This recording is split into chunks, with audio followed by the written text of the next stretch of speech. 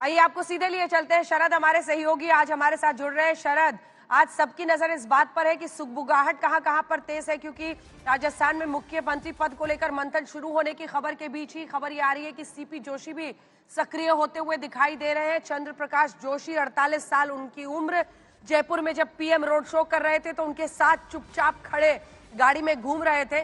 लेकिन सवाल यह है कि जिन प्रोबेबल्स का हम चेहरा दिखा रहे हैं मुख्यमंत्री पद का, वो चेहरा एक बार दिखा दीजिए, जिसमें मामला वसुंधरा राजे से शुरू होता हुआ जरूर दिखता है, लेकिन अर्जुन राम मेघवाल हो, अश्विनी वैष्णव हो, कई मंत्रालय हैं, भारी भरकम मंत्रालय इन मंत्री जी के पास है। लेकिन अगर आप देखें तो ओबीसी चेहरे के भी तौर पर अगर बीजेपी देखती है, आगे बढ़ती है, तो किसका पलड़ा सबसे भारी आज की सुबह जबकि नतीजे सामने आ गए? शरद, देखिए अंजना, प्रधानमंत्री नरेंद्र मोदी ही गारंटी है, दूसरा कोई गारंटी हो नहीं सकता। हम कयास नहीं लगा सकते हैं, क्योंकि मोदी के समय में अगर कोई दावा करता है तो या तो मूर्ख है या धूर्त है। मूर्ख इसलिए कि ये जानता नहीं है कि किस तरह से फैसले लेते हैं चौंकाने वाले, और धूर्त जो वेस्टेड गारंटी, वेस्टेड इंटरेस्ट है जिसका पास। हम क्या स्ट्रांग पॉइंट है उस पर बात कर लेते हैं, और क्या वीक पॉइंट है, कैसे क्यों हो सकते हैं। वसुंधरा राजे सबसे ज्यादा पॉपुलर लीडर हैं, मगर हमने देखा किस तरह से नेपथ्य में रखी गई हैं। कल भी प्रेस कॉन्फ्रेंस खुद का कर ली, 5 बजे पार्टी में ऑफिस में पहुंच गई जहां पर पार्टी का प्रेस कॉन्फ्रेंस था, मगर वो बगल के कमरे में बैठी रही। पार्टी के प्रभारी अरुण सिंह और सीपी जोशी प्रेस कॉन्फ्रेंस किए, वो स्टेज पर नहीं आई, तो मुझे थोड़ा सा उनका कम चांस लगता है। दूसरा नाम रहा गजेंद्र सिंह शेखावत का, वो सबसे ज्यादा मेहनत करने वाले नेता हैं, जोधपुर से आते हैं, मगर दिया कुमारी भी हैं जो महिला हैं और राजघराने से आती हैं, और राज्यवर्धन सिंह राठौर। ये तीनों के साथ दिक्कत क्या है कि तीनों राजपूत हैं। भैरव सिंह शेखावत 4 बार मुख्यमंत्री रहे, चारों बार अल्पमत के रहे, कभी 100 का आंकड़ा पार नहीं कर पाए, क्योंकि बड़ा वर्ग, जाट वर्ग जो है जुड़ नहीं पाता था।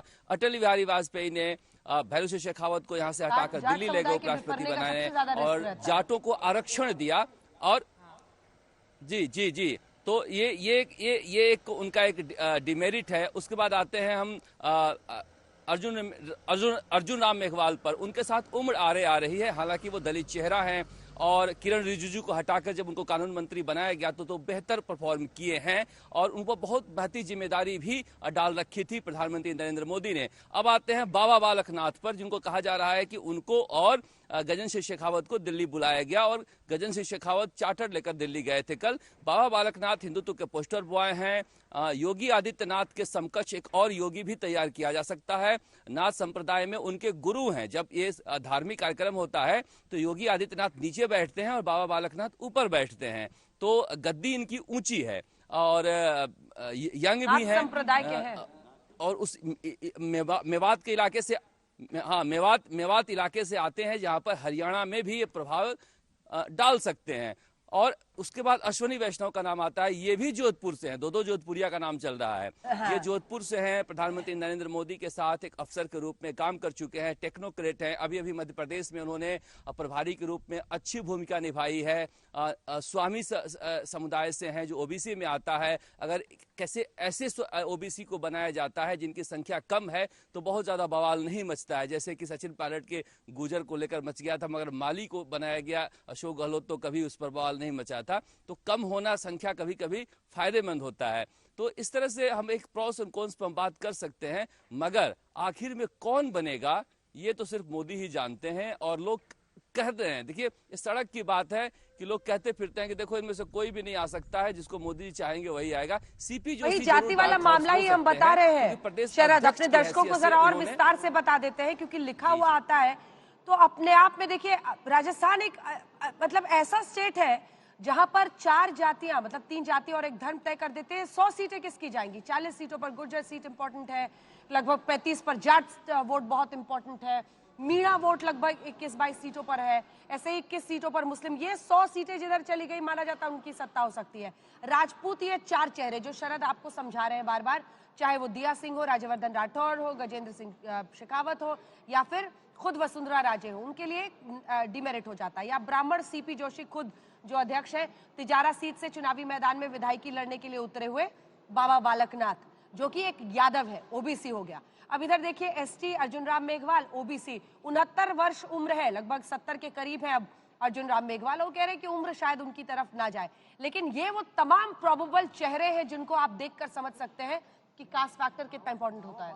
के पक्ष में दो बातें जाती हैं। हाँ। एक तो वो यादव हैं और उसका फायदा समाजवादी पार्टी का जो गढ़ उत्तर प्रदेश, बिहार, वहां पर भी भारतीय जनता पार्टी ले सकती है एक यादव को आगे करके। दूसरा वो हिंदुत्व वाले भी हैं, तो यादवों में हिंदुत्व का प्रभाव अभी कम रहा है बिहार और उत्तर प्रदेश में। और चूंकि जो कांग्रेस पार्टी की तरफ से उम्मीदवार थे उनके सामने इमरान खान का खूब जिक्र करते थे कि इमरान खान को हराना है। हराया उन्होंने।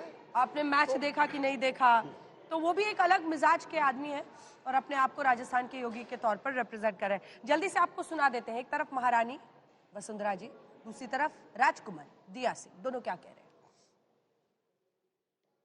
राजस्थान की ये जो शानदार जीत है, ये माननीय हमारे प्रधानमंत्री नरेंद्र मोदी जी, जिनका मंत्र था ये सबका साथ, सबका विकास, सबका विश्वास और सबका प्रयास, ये उसकी जीत है, उनकी दी हुई गारंटी की जीत है। और सबसे बड़ी बात तो यह है कि ये जीत हमारे जनता जनार्दन की है, जिसने कांग्रेस के कुराज को नकारते हुए और भारतीय जनता पार्टी के सुराज को अपनाने का काम किया है। मुझे कुछ ज्यादा नहीं करना पड़ा, मुझे एक एक घर तक ले जाने का जो काम किया है हमारे कार्यकर्ताओं ने, तो मैं पूरा मेरी जीत का श्रेय उनको भी देना चाहूंगी।